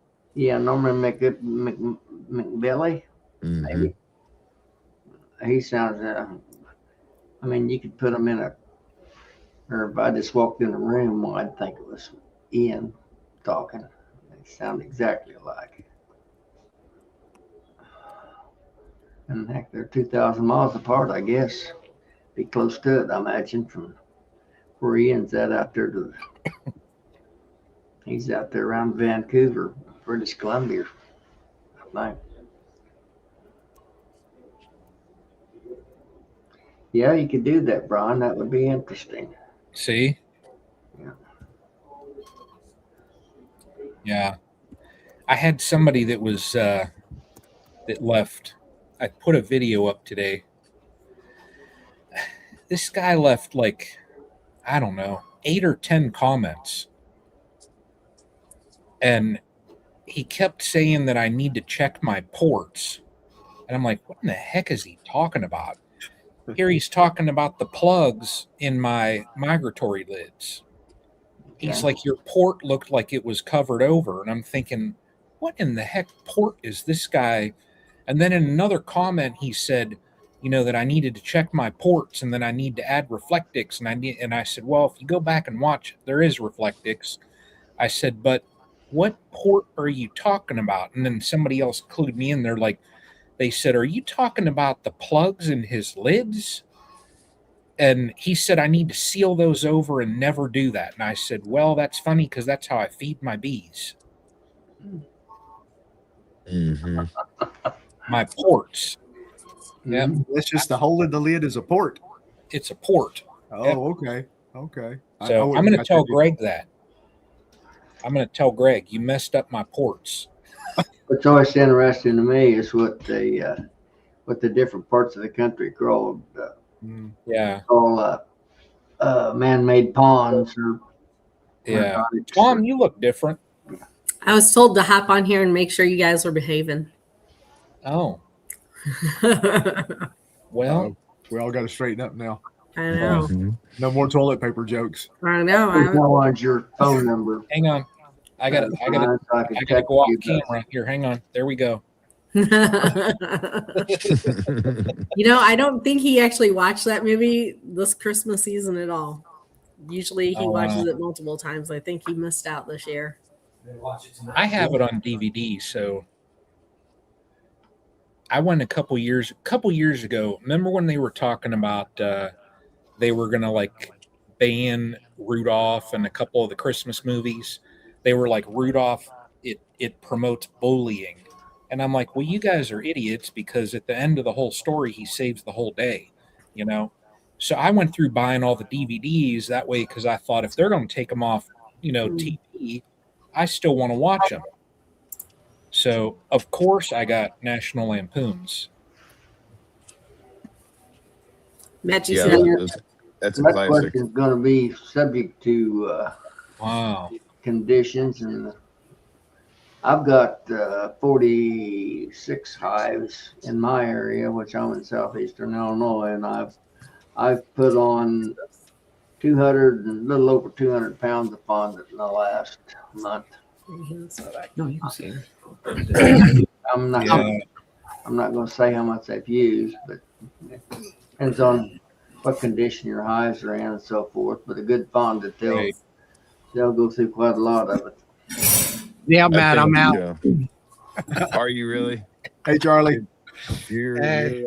Your shipment just left out yesterday, so I'll check with Alicia and see when it's due.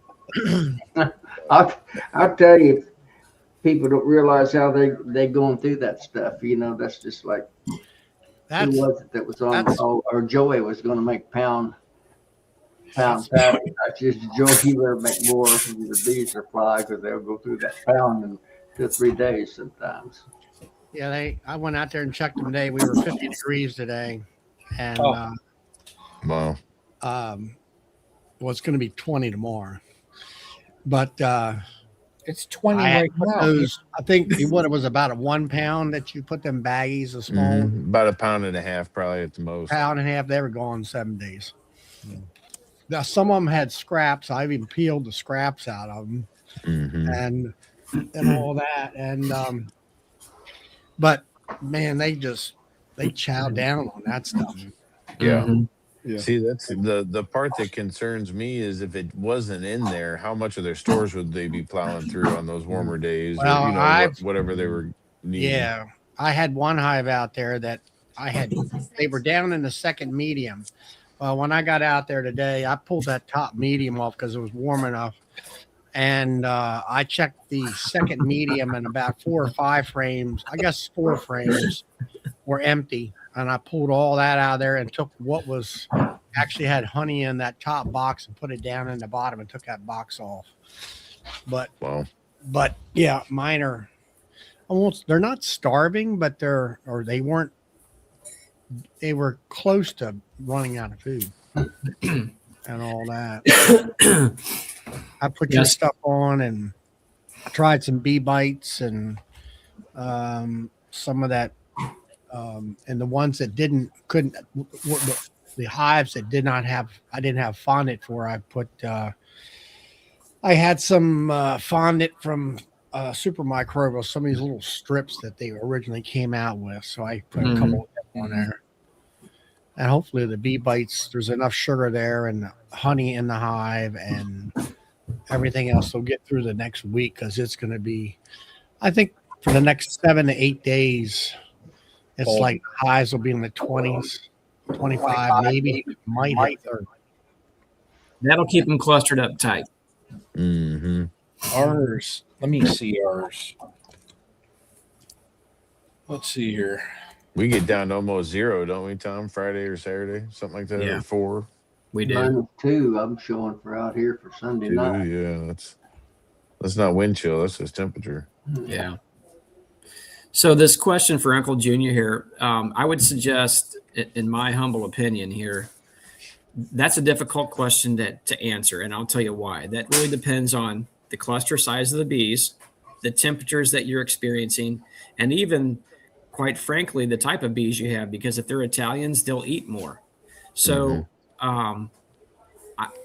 that's really going to be a hard question to put an actual number on.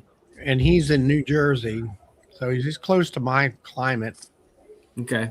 So I would suggest that typically if bees are around that, and this can vary a little bit, it's not strict, around 30-ish degrees, maybe a little bit less or what have you, or even colder, those bees will actually eat less. They go into a slower metabolic rate there, and they'll actually eat less food. Now, if you get warmer temperatures and warmer days, they're going to consume more because they're going to break cluster. And then the fact that if they get warm enough, or it does get warm enough and they start to brood a little bit, depending on the area that you're in, they'll consume even more. So it really depends on your temperature swings. I would say that sometimes this is a question that could be answered with experience, what your experience has been winter over winter when it comes down to that. But again, it's going to be really hard to actually put a specific number on that. Yeah. I would suggest people go out and heft the boxes and see how heavy they are. If the bees have cleared out the set on a 10 frame box, the center 5 frames, and they have a few frames on either end, and they get into a real cold snap and have to cluster, that will make it more difficult for them to cluster over food because it's split one side and the other.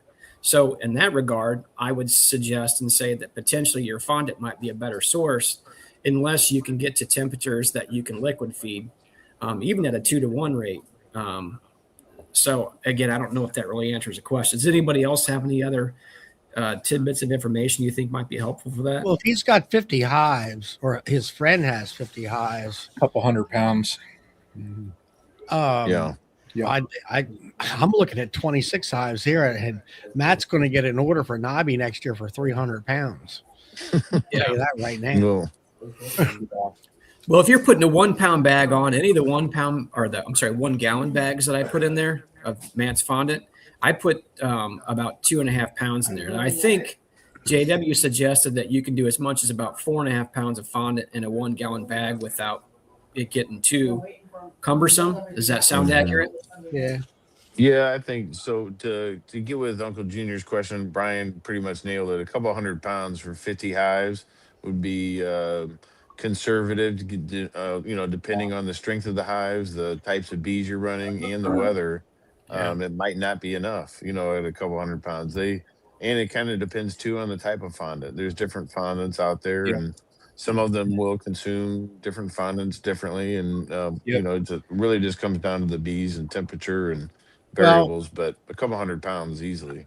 Mm-hmm. Yeah, but like for me, I start feeding sugar water 2-to-1 in mid-September and finish up around mid-October. And normally I will feed them sugar water until they will not take anymore. Mm-hmm. Now, this Same here. year I had used AprilGuard, and I shut that queen down, and which I'm not, normally do. And because I used to use AprilBar, and I had huge brood, frames of brood going into late October, and I could, pour the sugar water into them and then plug them up as far as the outer parts of the frames, but they still had a big brood nest. This year I cut that off. I dropped 120 gallons of sugar water into them, about half.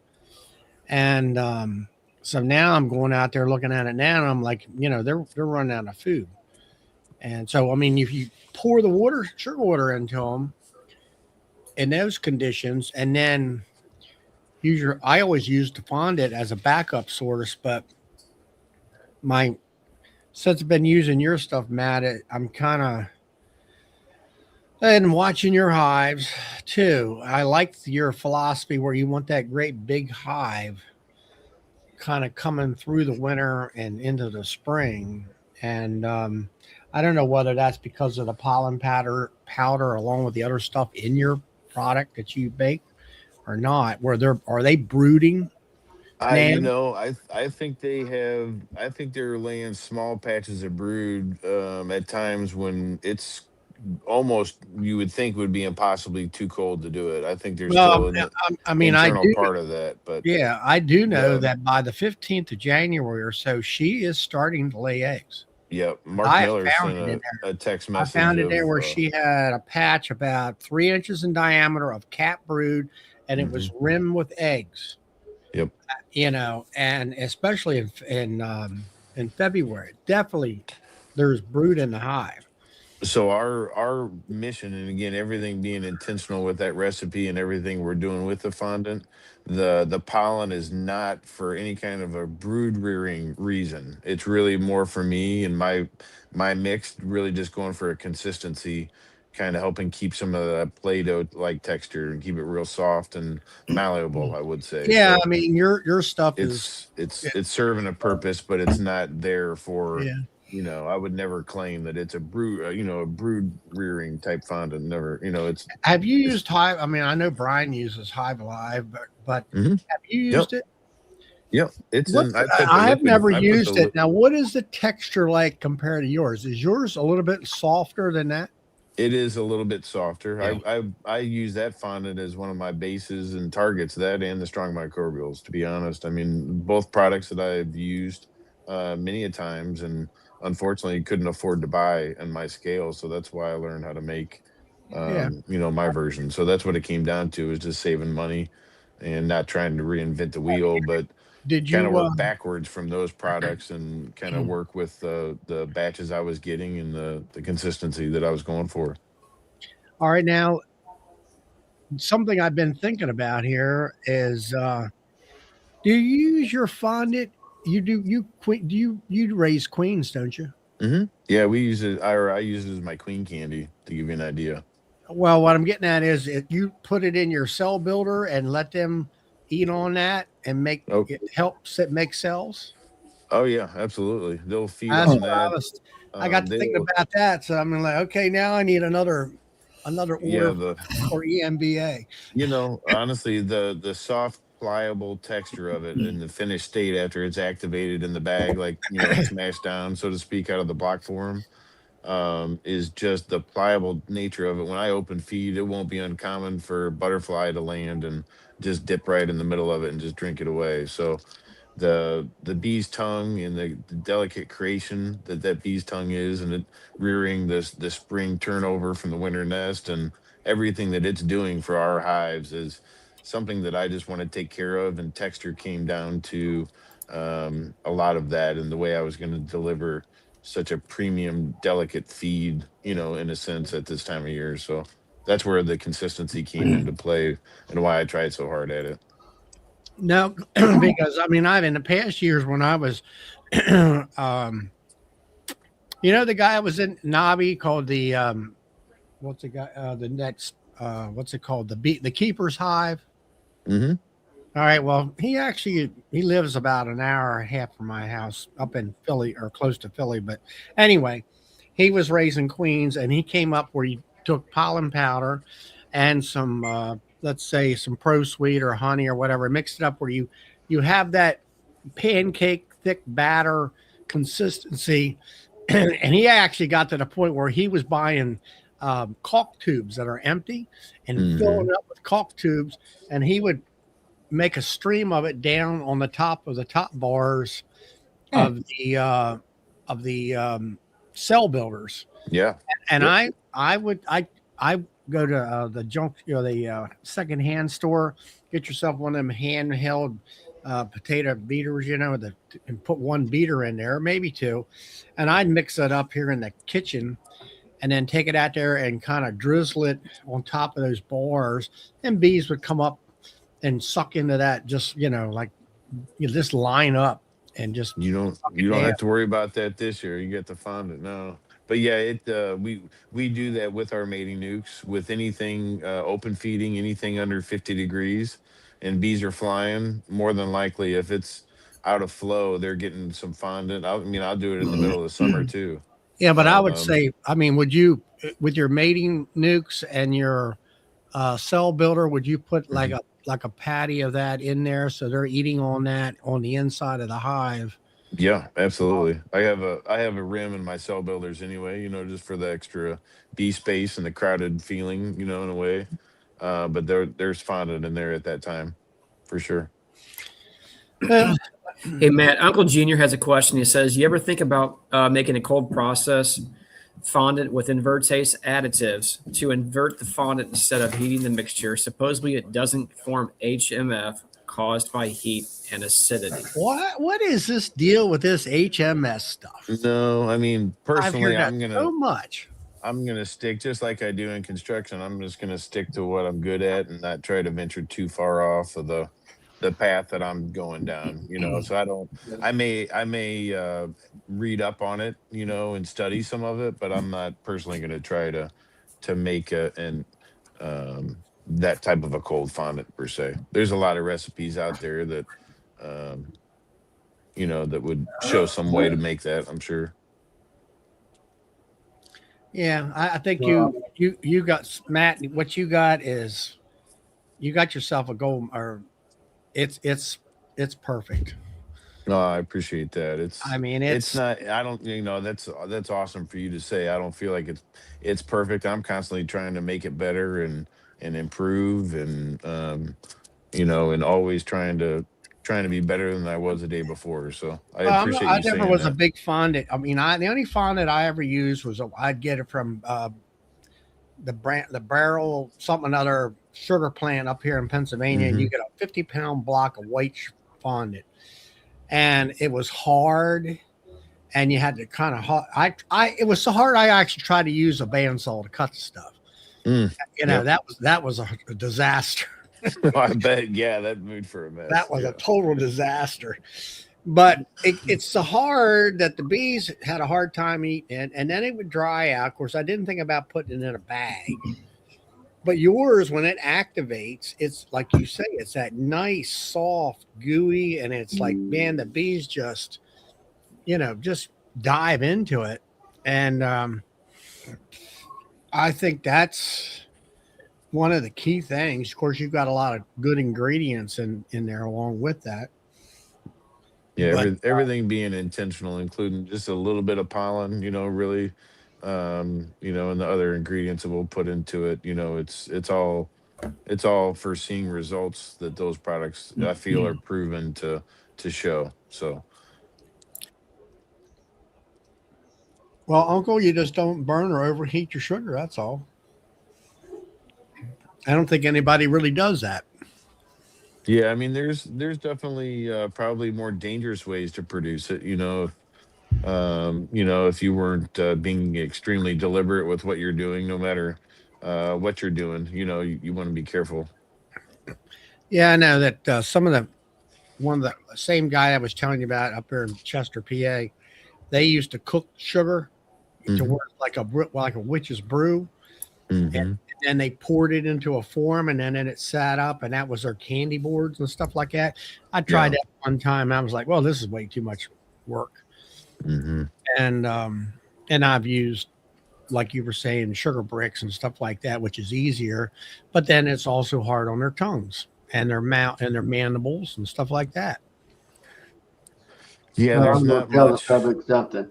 It's not easy to make. It took me, it took me a long, and the type of water that you use, believe it or not, will have a big effect upon the condition of the fondant of how it'll turn out. I had to finally quit using my well water and go to distilled, and some of my city water, some of it'll work and some of it won't. but my well water absolutely will not work to make fondant. I I also used it for a good while now, and I use the same basic stuff as what Matt, uses, but I've got my well water. It'll get hard as a brick, and you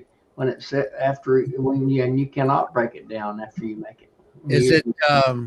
is you got like iron in your well water, JW? No, it's actually real soft. It's got if you wash a car in it, I've never had it tested. It'll leave like a little white film, like on your window or something, unless you chamois your car off or something like when you wash it.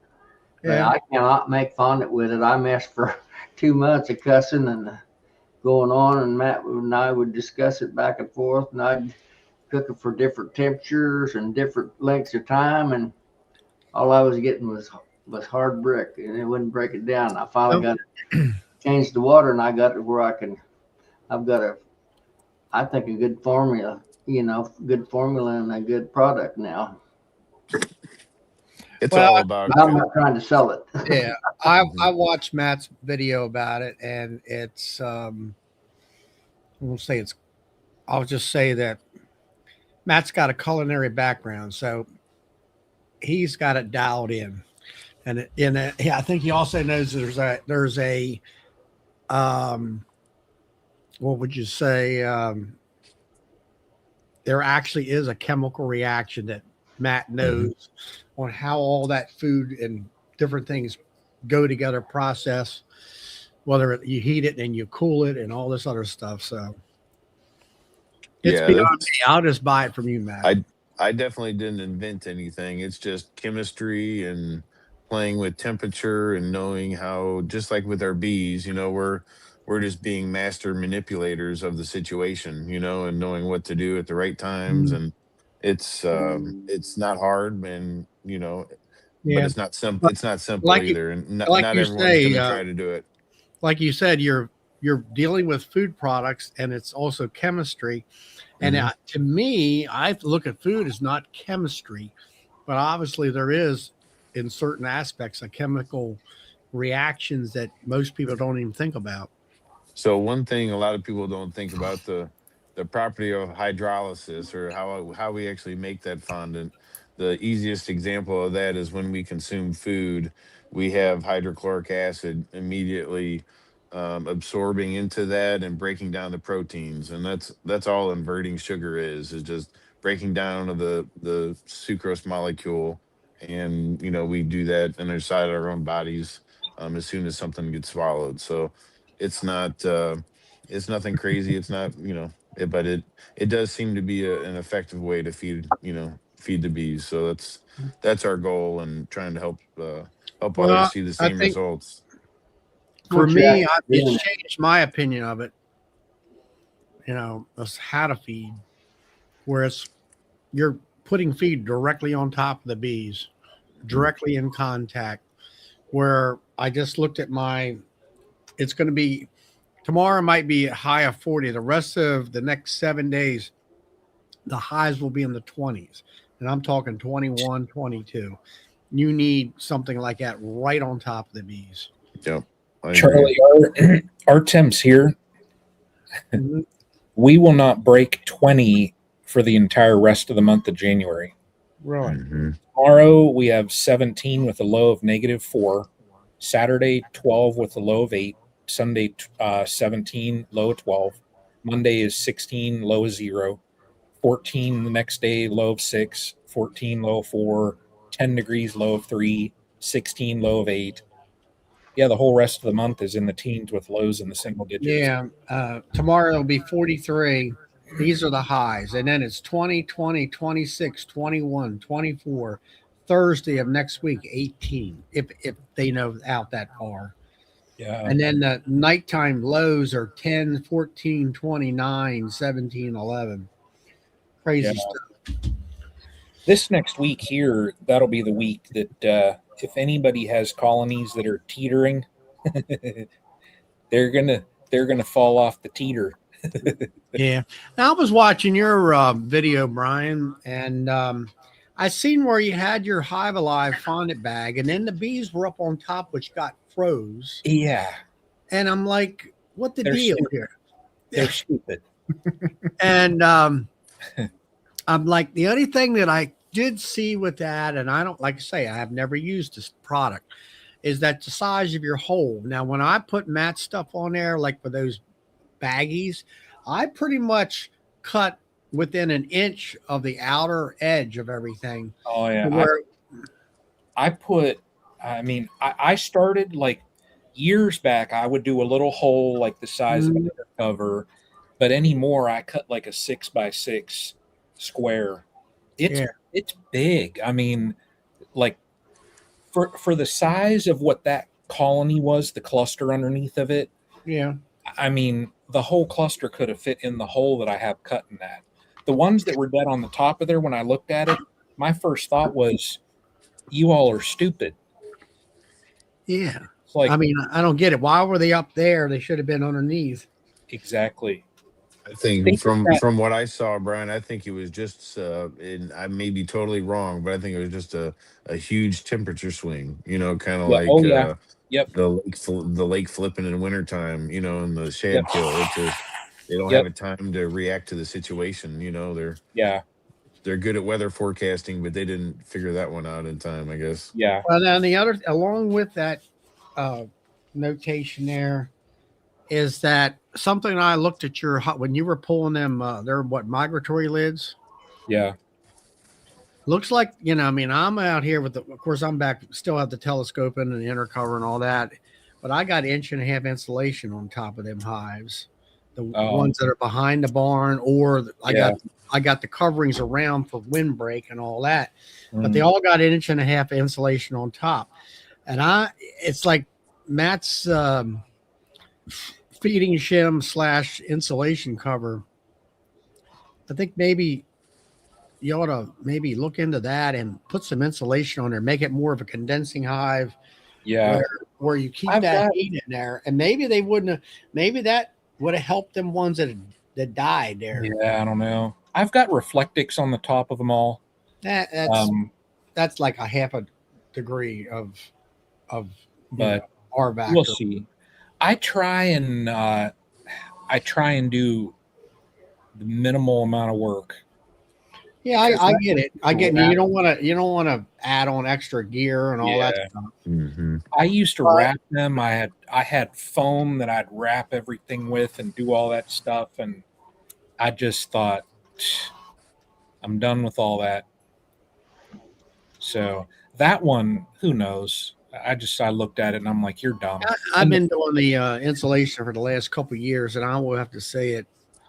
No upper entrance, or never did. I've never had an upper entrance, but I used to put little wooden blocks on. You see me in the summertime putting them on for ventilation to give them just a little bit of air movement. But I take all that off and put that insulation on there, and then it keeps that wooden top warm, and it seems to help. I'll say that. So we'll see.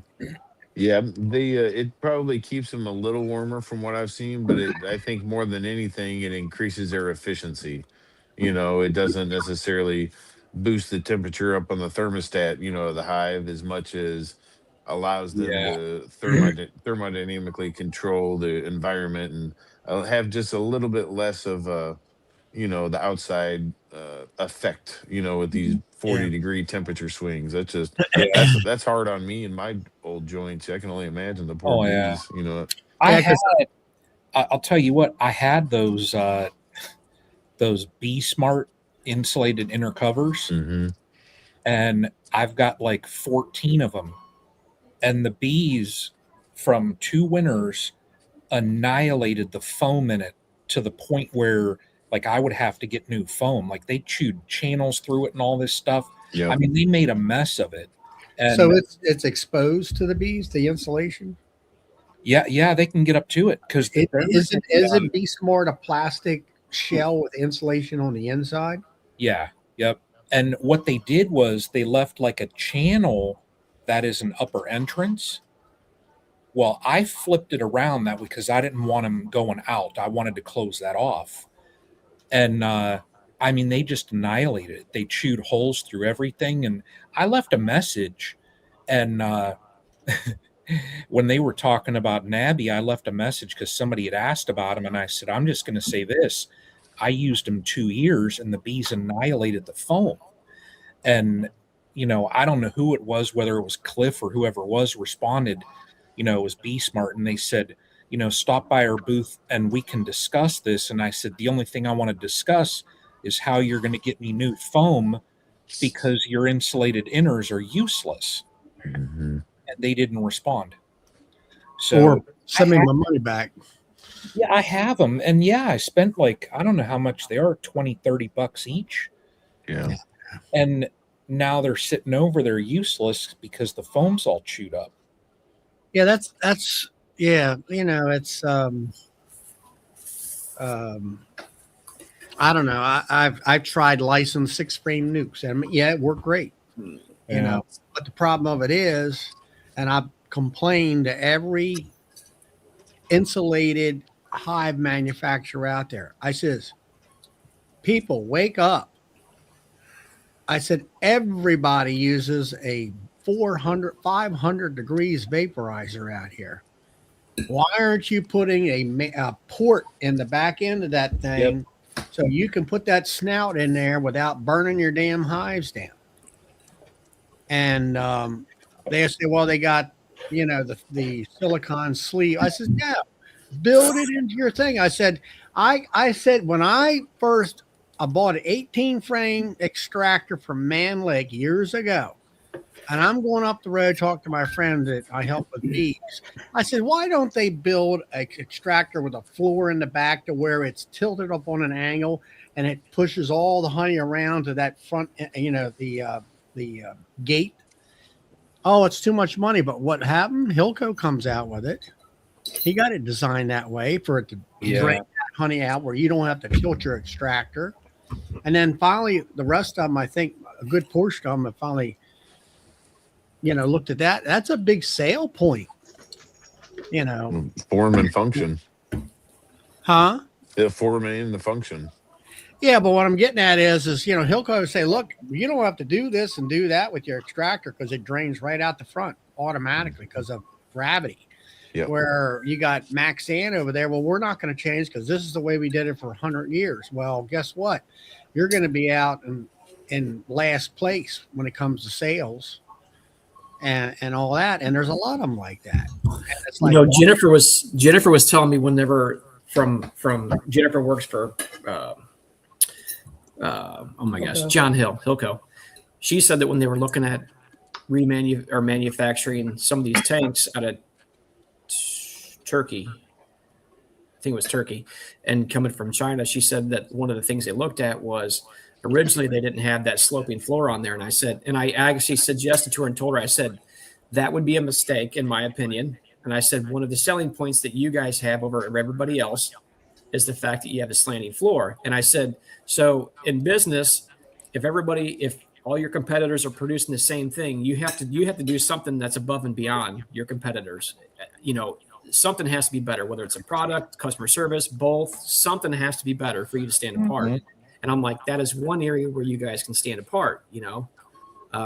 You know, even with the negative connotation with having something built overseas, right? And I'm like, that's one thing that stands you apart. And I'm like, I would suggest to you guys that you don't lose that.